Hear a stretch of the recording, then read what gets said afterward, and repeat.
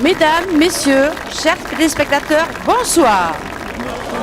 Bienvenue à votre émission préférée avec Elisabeth de Pitance. Comme vous le savez, l'actualité politique africaine, dominée par le vent de la démocratie, s'enrichit chaque jour davantage.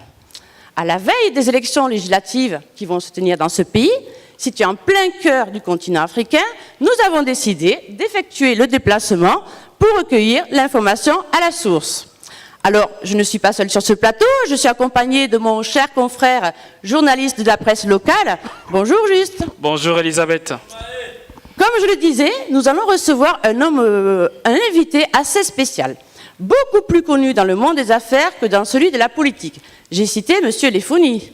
Justement, chers téléspectateurs, je suis du journal À tout casser, votre hebdomadaire d'information, mais je contribue aussi au journal Le Pain ou la Vérité, vous avez le choix.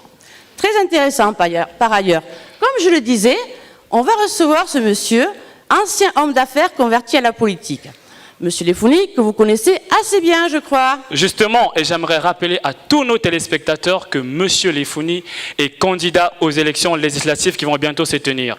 Et au public, j'aimerais vous dire quelque chose de très important. Veuillez mettre vos téléphones portables sur mode vibreur ou sous mode avion, ou carrément les éteindre. Pour ceux qui ont des téléphones qui s'allument tout seuls, enlevez carrément la batterie.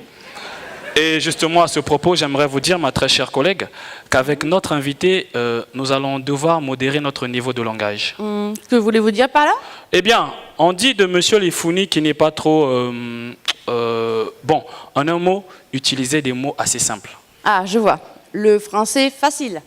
Bon, puisque n'importe qui peut devenir député dans ce pays, l'Afrique... La loi ne fait aucune restriction concernant le niveau intellectuel des candidats. De plus, Monsieur Lefoni...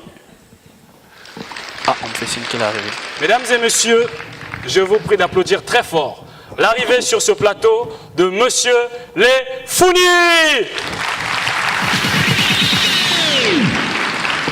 Open Gangnam Style. Gangnam Style. Open Gangnam Style. Gangnam Style. Open Gangnam Style. Sexy lady. Open Gangnam Style.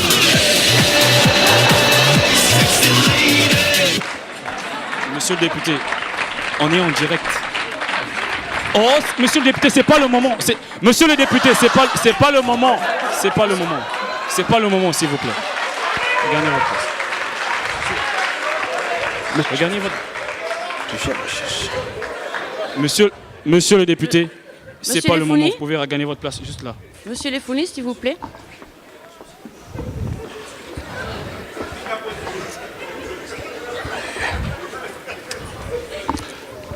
C'est pas votre place. Votre place est là, monsieur.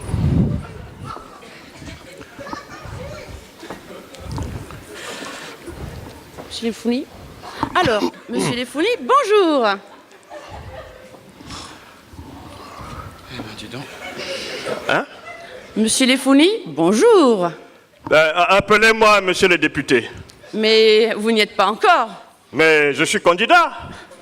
Et en Afrique, quand tu es candidat, on t'appelle déjà député. Alors, monsieur le député, mon cher collègue Juste de Brazza. Ah, mais vous, je vous connais. C'est vous qu'on regarde à la radio, là. Et elle, c'est de Pitance, Elisabeth. Mais pourquoi bête?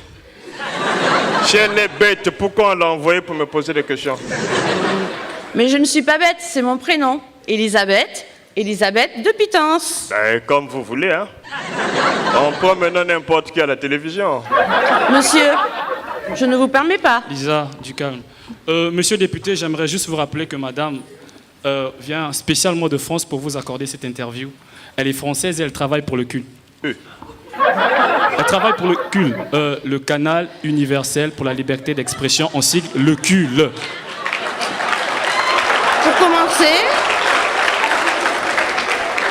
Pour commencer, monsieur le député, on dit de vous que vous n'avez pas fait de longues études.